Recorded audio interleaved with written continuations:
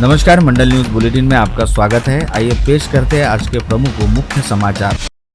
अमरावती शहर और जिले के सबसे ज्वलंत मुद्दे अमरावती मॉडल रेलवे स्टेशन को शिफ्ट किए जाने के प्रस्ताव का कड़ा विरोध करते हुए सांसद व कांग्रेस नेता बलवंत वानखड़े ने आज दिल्ली में पहुंचते ही रेल मंत्री अश्विनी वैष्णव से भेंट की। उन्हें रेलवे स्टेशन शिफ्ट करने के प्रस्ताव पर कड़ी जनभावनाओं से अवगत कराकर प्रस्ताव कैंसिल कर देने की मांग रखी। रेल मंत्री ने तुरंत सांसद वानखड़े को भरोसा दिलाया कि स्टेशन शिफ्ट नहीं होगा। राजकमल रेलवे ब्रिज मरम्मत के लिए प्रस्ताव भेजने भी कहा है। ब्रिज मरम्मत का प्रस्ताव अब तक नहीं मिलने की जानकारी रेल मंत्रालय ने सांसद वानखड़े को दी। सांसद डॉक्टर अनिल बोंडे द्वारा अमरावती एयरपोर्ट से पुणे, दिल्ली और बेंगलुरु के लिए फ्लाइट शुरू करने की मांग संबंधी पत्र का उड्डयन मंत्री मुरलीधर मोहल ने जवाब देते हुए कहा कि अमरावती से बेंगलुरु दिल्ली उड़ान पर विचार किया जाएगा। उल्लेखनीय है कि विगत दिनों राज्यसभा सांसद डॉक्टर अनिल बोंडे ने एक पत्र पुणे, नई दिल्ली और बेंगलुरु के लिए उड़ान योजना अंतर्गत फ्लाइट शुरू करने की मांग की थी। इस पत्र का जवाब देते हुए उड्डयन मंत्री मुरलीधर मोहल को एक पत्र लिखकर कहा कि विमान उपलब्धता तथा तकनीकी प्रक्रियाओं के आधार पर किसी भी क्षेत्र के लिए उड़ान सेवाएं प्रारंभ करने का निर्णय लिया जाता है। चांदूर रेलवे नगर पालिका चुनाव के शांतिपूर्ण संपन्न होने के प्रशासन के दावे को पतीला लगाते हुए आपला चांदूर पैनल के डॉक्टर नीलेश विश्वकर्मा ने जिलाधीश आशीष एरेकर पर उनकी शिकायत की दखल न लेने का आरोप कर एरेकर के चांदूर रेलवे अवलोकन दौरान सीधे उनसे बात का प्रयास किया। उन्होंने बीजेपी उम्मीदवार के पति पर ठेकेदारों और पंचायत समिति कार्यालय के लोगों को साथ लेकर वोटर्स को पैसे बांटने का बड़ा आरोप किया। विश्वकर्मा ने कलेक्टर पर इतनी गंभीर शिकायत के बावजूद चांदूर रेलवे में अधिकारियों अथवा पुलिस प्रशासन को इस बारे में संबंधितों पर एक्शन लेने के आदेश न दिए जाने पर भी रोष व्यक्त कर चुनाव आयोग से शिकायत की बात कही। उल्लेखनीय है कि नीलेश विश्वकर्मा की कलेक्टर आशीष एरेकर के साथ कथित झड़प के वीडियो सोशल मीडिया पर जमकर वायरल और चर्चित हुए हैं। उनकी कलेक्टर के साथ हुई बाचाबाची दौरान पूर्व नगराध्यक्ष गणेश रॉय भी मौजूद दिखाई दे रहे हैं। नीलेश विश्वकर्मा ने बीजेपी विधायक का नाम लेकर आरोप किए। नीलेश विश्वकर्मा और कलेक्टर के बीच बातूनी झड़प का वीडियो वायरल हुआ है। उसमें विश्वकर्मा सीधे तौर पर उनकी शिकायत की कलेक्टर एरेकर द्वारा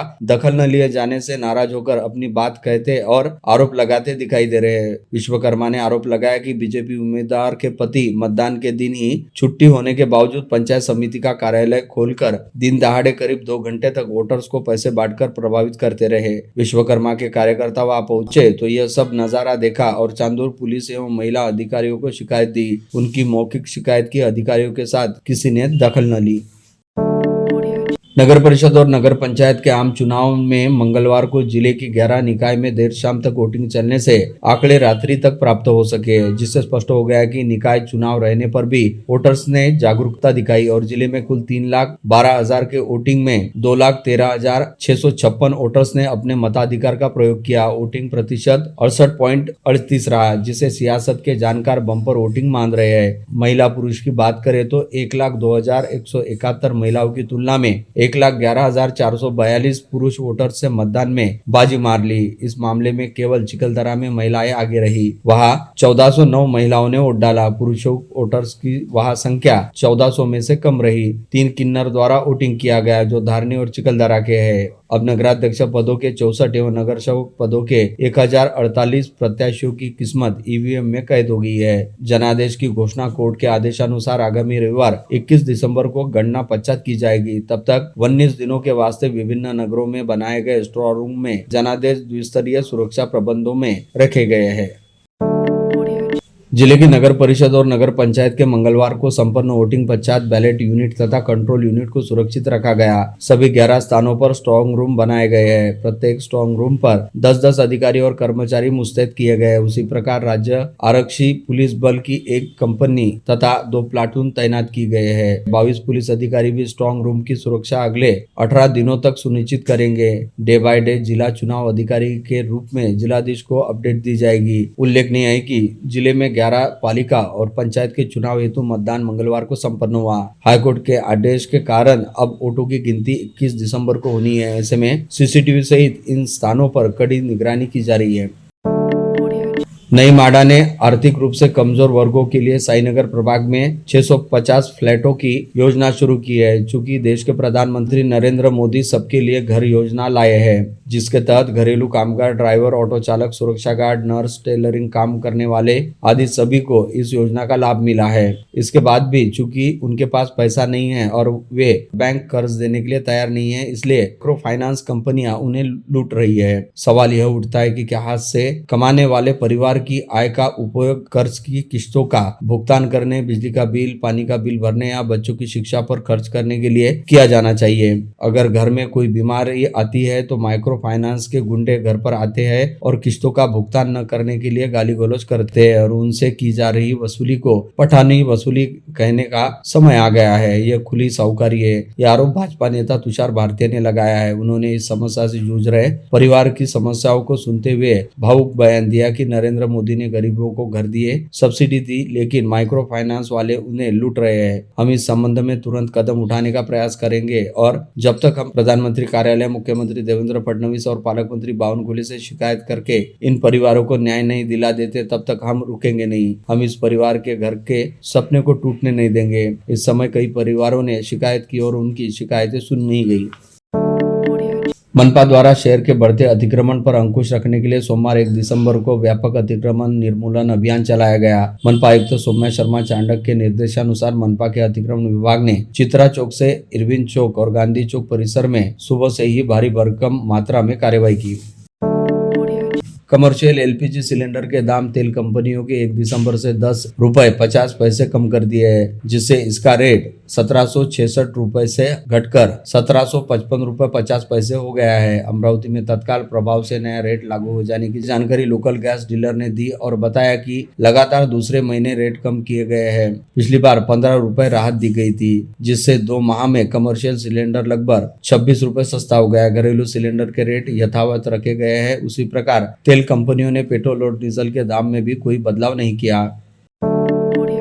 बडनेरा शहर में प्रभाग क्रमांक 21 और 22 में करीबन 350 मतदाताओं के नाम एक प्रभाग से दूसरे प्रभाग में जाने का पता चलते ही संबंधितों के नाम उनके प्रभाग में शामिल करने के लिए भाजपा के मंडल अध्यक्ष उमेश नीलगिरी तथा अमरावती के सचिव राजेश शर्मा व उपाध्यक्ष किशोर जाधव के नेतृत्व में ज्ञापन सौंपकर आपत्ति जताई।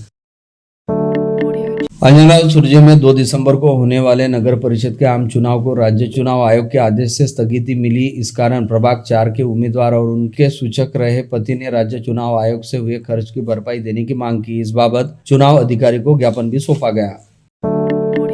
अमरावती में एक चित्रा चौक उड़ान पुल बरसों से बन रहा है, जिसके कारण इतवारा बाजार रोड से आने वाले दोपहिया सहित सभी वाहन चालकों एवं लोगों को परेशानी झेलनी पड़ रही है। आज अचानक इस क्षेत्र में कई मार्ग उड़ान पुल के काम के बहाने बंद कर दिए जाने से उस क्षेत्र में ऐसा ट्रैफिक जाम हुआ कि लोग घंटे अटके रहे, जिससे उनका पारा चढ़ गया था। ऐसे में यातायात सिपाही भी कई नजर नहीं आने से कोर्ट में खाज वाला मामला हो गया। उड़ान पुल निर्माण कर रही कंपनी से संबंधित मार्गों के आज बंद किए जाने की जानकारी पुलिस को सूचित करने का दावा किया, मगर पुलिस ने ऐसी कोई अधिसूचना जारी नहीं की, जिससे हजारों लोग घोर ट्रैफिक जाम में घंटे फंस गए।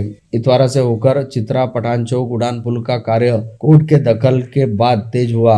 ऐसे में बुधवार अचानक इधर के कई रोड ब्लॉक कर दिए गए। फलस्वरूप सक्करसाज, छत्रपुरी खिड़की से लेकर इधर जवाहर गेट, चित्रा चौक, बोहरा समाज के कब्रस्तान और इतवारा बाजार मार्केट में जाने वाली तमाम सड़कों पर जाम लग गया। सैकड़ों वाहनों के साथ हजारों लोग इस यातायात जाम में अटक गए। उनमें बच्चों को स्कूल ले जाते पालक और ऑटो रिक्शा भी रहने की जानकारी हमारे संवाददाता शहबाज खान ने दिए। मातंग समाज की मुंबई से नागपुर हेतु निकाली पदयात्रा आज अमरावती पहुंचने पर लहुजी शक्ति सेना ने स्वागत किया। समाज की विभिन्न मांगों को शासन के समक्ष उपस्थित करने और स्वतंत्र आरक्षण के लिए 14 दिनों से गुजर रही पदयात्रा आगामी 12 दिसंबर को नागपुर विधानमंडल पहुंचेगी। यह जानकारी आज आयोजित प्रेस वार्ता में दी गई। बुल्डाना जिले में महायुति के 2 प्रमुख घटक दल बीजेपी और शिवसेना शिंदे गठ निकाय चुनाव के मैदान दौरान हुई घटनाओं से फिर आमने सामने आने का चित्र है। बीजेपी के जिलाध्यक्ष विजय राय शिंदे ने शिवसेना विधायक संजय गायकवाड़ के पुत्र पर बोगस वोटर को पुलिस हिरासत से भगा देने का आरोप किया। कांग्रेस प्रदेशाध्यक्ष हर्षवर्धन सपकाल ने भी बीजेपी के स्वर में स्वर मिलाकर आरोप लगाया कि विधायक के पुत्र व भतीजे ने पुलिस के हाथ को धक्का देकर आरोपी बोगस वोटर को भगाने में मदद की। बीजेपी और कांग्रेस कांग्रेस ने घटना की पुलिस व चुनाव आयोग के पास शिकायत दर्ज करने की बात की। बीजेपी ने प्रभाग क्रमांक 6 का चुनाव दोबारा लेने की मांग कर डाली। बुल्डाना में प्रदेश के भूतपूर्व मंत्री और कांग्रेस के वरिष्ठ नेता भारत बोंद्रे का आज दोपहर 12 बजे स्वर्गवास हो गया। उन्होंने जल संपदा क्षेत्र में भरपूर और कल्पनाशील कार्य किए थे, जिससे प्रदेश के कई हिस्सों में पानी का संकट कम हुआ। उनके निधन पर अनेक वरिष्ठ नेताओं ने गहरा दुख व्यक्त करते हुए अच्छा मार्गदर्शक खो देने की संवेदना व्यक्त की है। बिजली चोरी पर लगाम कसने के लिए महावितरण ने जिले में अभियान को और अधिक तीव्र किया। जिले में 2 मुख्य उड़ान दस्तों के साथ स्थानीय तथा विभागवार विशेष पथक तैयार किए गए हैं। जरूरत पड़ने पर पुलिस विभाग की मदद लेने के निर्देश भी दिए गए। अप्रैल से नवंबर 2025 के 8 महीनों में जिले में 1876 बिजली चोरी के मामले उजागर हुए, जिनकी कुल राशि 7 करोड़ 47 लाख रुपए आकी गई है।